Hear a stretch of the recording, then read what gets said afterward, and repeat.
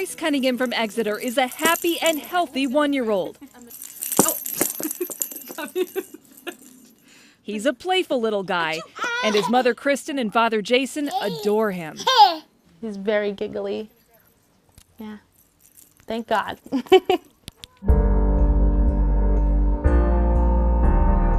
She calls him her miracle baby. That's because Bryce was born almost 4 months early at just 24 weeks via emergency C-section on February 28th, 2013. I didn't know if I should go see him because I didn't want to become attached to him, which sounds awful, but like I didn't know where to put myself. I didn't know if he was going to die like while we were just downstairs waiting to hear anything, but at the same time I was thinking I want to be with him as long as he's here for every second, because if something does happen, I don't want him to ever be alone. He weighed only 1 pound 9 ounces and was 12.5 inches long. He had wires on his belly and his IV in his arm and the tubes down his throat and in his nose and everywhere. We had no idea what they were. The first thing they told us was that we were going to take it hour by hour. Those hours turned into days, then weeks and months. In total, Bryce spent 92 days in the NICU.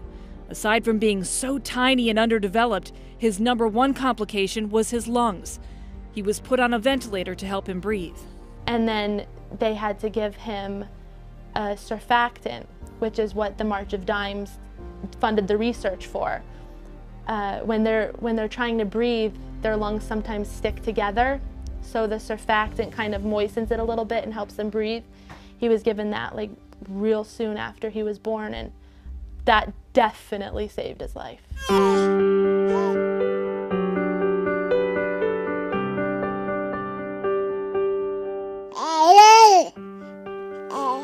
3 months later, Bryce was brought home. He needs a little oxygen, but he's bounced back to being a beautiful baby boy. And he couldn't have done it without the generous donations through the March of Dimes. With every combination, come on, Charlie, quick, pick up the pace, as fast as you can, let's go. with each punch thrown, Awesome, make sure you're breathing out with each punch, breathing out. these men are putting their bodies to the test. Oh, it's killer. It's pretty grueling. 3, 4. Up to 3 times a week at Physical Therapy and Balance Center, as many as 7 men are training to fight a common foe, Parkinson's. We tried to push them to do things that they thought they were never able to do or wouldn't be able to do again. Brad. Charlie. Robert. Bradley Beloga is a certified coach in Rocksteady Boxing, a program developed in Indianapolis in 2006, geared specifically toward patients battling the progressive neurological disorder. It's now offered at nearly 500 locations worldwide. I knew I needed something because my muscles were just deteriorating, and I needed to build up, so I said, yeah, I'll give it a shot and see what happens. 2, 1. What's happened for him is what's happened for so many other Parkinson's patients that pills can't always provide, reducing, delaying, and even reversing the disease's effects. You're hitting the heavy bags as hard as you can. You're trying to hit the various bags with coordination. It's a lot of rhythm. All right, go ahead and relax. And it's not just jabs. Stretching exercises help with stiffness. 5. Footwork drills target balance. Quick, hand over hand, go, come on. Shaking massive ropes helps build core strength. Good. Woo! And the shouting? That combats their soft voice syndrome and gets them pumped up. And they kind of participate together, help each other if they need, push each other if needed, and it creates that environment where you're not alone and you're able to make progress like that. 66-year-old David Pasansky was diagnosed with early Parkinson's a decade ago. I still have good days and bad days, good hours and bad hours. Awesome. He enrolled in Rocksteady Boxing at Physical in late 2016. His improvement is so vast, he managed to shovel his driveway after the blizzard last winter when his snowblower broke. Now, 6 months before that, I would not have been able to even attempt that. But it took me longer than usual, but I got it all shoveled out.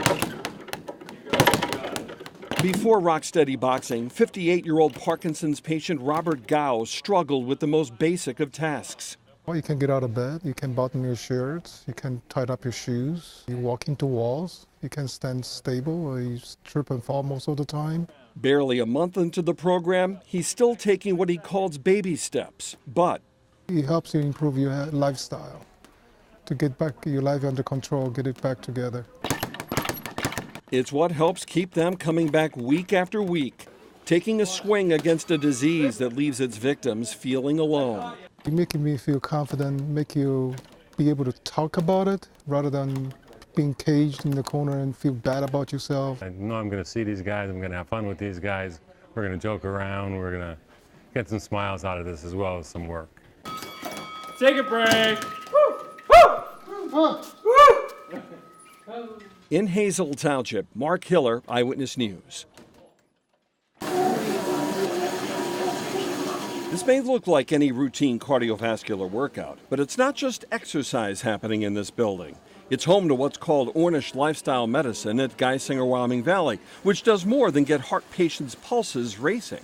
It's a lifestyle change, totally lifestyle change. 77-year-old Frances Sawtell just completed the 9-week program.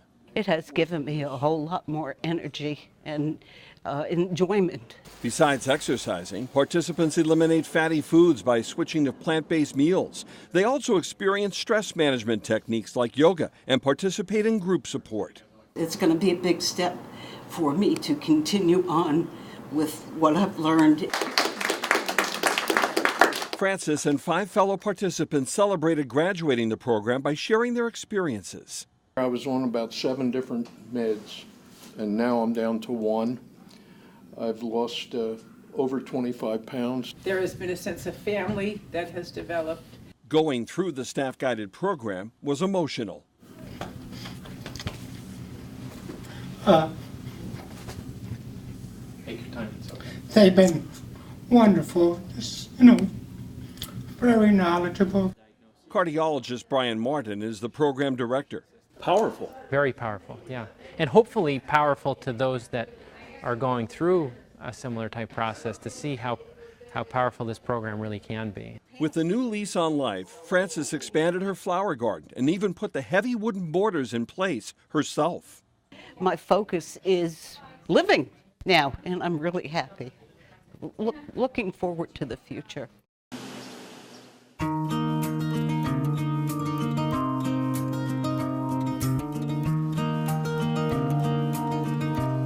Our family's been coming down here for 35 years. I came here as a kid with my dad. I didn't realize that it would be such a bond with customers. I just thought I was doing a job, but it's different. It's so different because we're part of their families now. I wanted to do it so that my dad, with his legacy of building it for 55 years, that I wanted to carry that on. I didn't want it to be lost. Bye.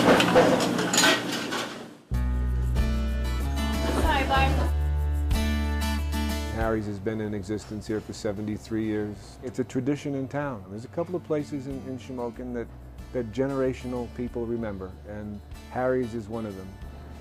It's nice to know that so many people love this place, and it has a special place in so many people's hearts.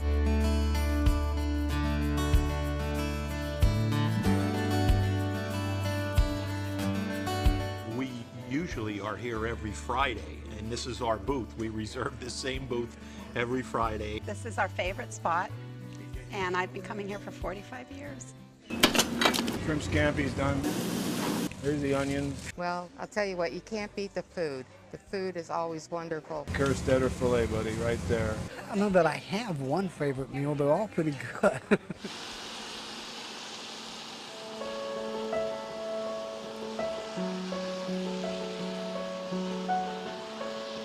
My heart sank.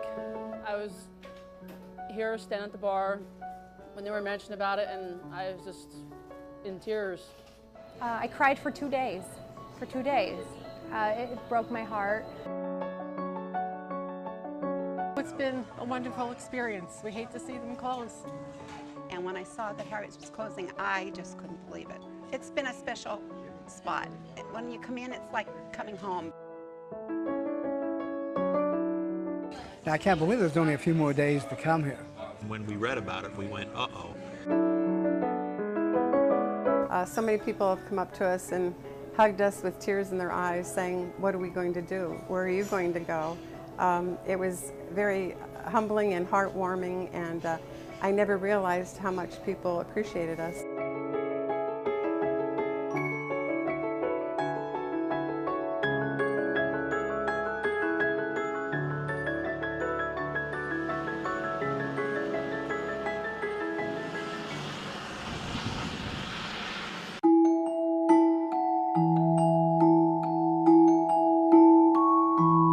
Inside one of the 13 rooms at Geisinger, Wyoming Valley's neonatal intensive care unit, Mary Burns cradled a 12-day-old baby girl named Madeline.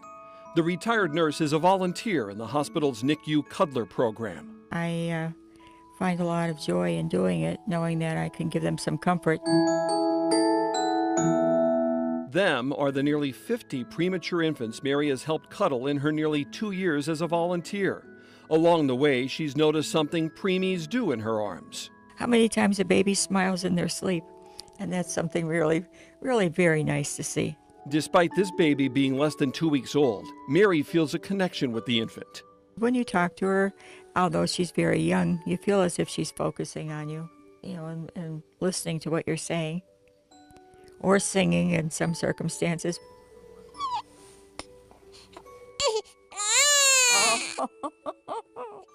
Oh, what happened?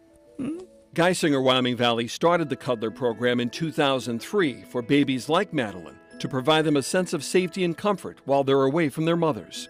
You know, of course, babies are so vulnerable and they're so tiny. The people who come and do this are really remarkable people.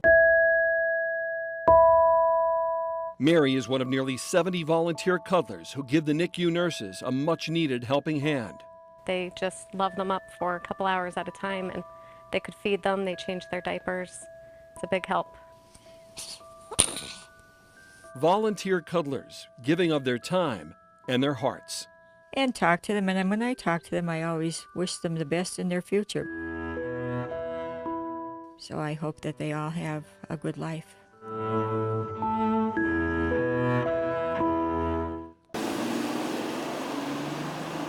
At 10-4, I'll be there in 2 minutes. Another chief leading from the front is Larksville Police Chief John Edwards. It's a much smaller community, but also faces tight budget and an increasing number of violent crimes. County, give me a cross street for Arch. He commands 7 full-time officers and 4 part-timers. He would also like more officers on the street, but since he doesn't have them, you can frequently find him in a cruiser on the streets of Larksville. You're their leader. You know, if you're out there doing the same thing they're doing, you know, they see that it's beneficial. You know, I think they have a little bit more respect for you when they see you're willing to do the things you're asking them to do.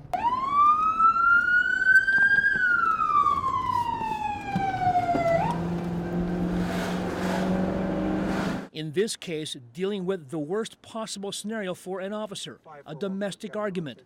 Ultimately, his officers de-escalated the situation. Ma'am, let's go. Come on. You told me to stay here. Ma'am, we're not doing this. This is what's going to happen. We're going to wind up arresting everybody. And that's what you don't want. Edwards believes that law enforcement is not just about saving the borough money. It is also about building trust. There's so many benefits to it. Creating a good relationship with your citizens, the residents that you're protecting. When you're out there being seen by them, you create that relationship. There's more trust built.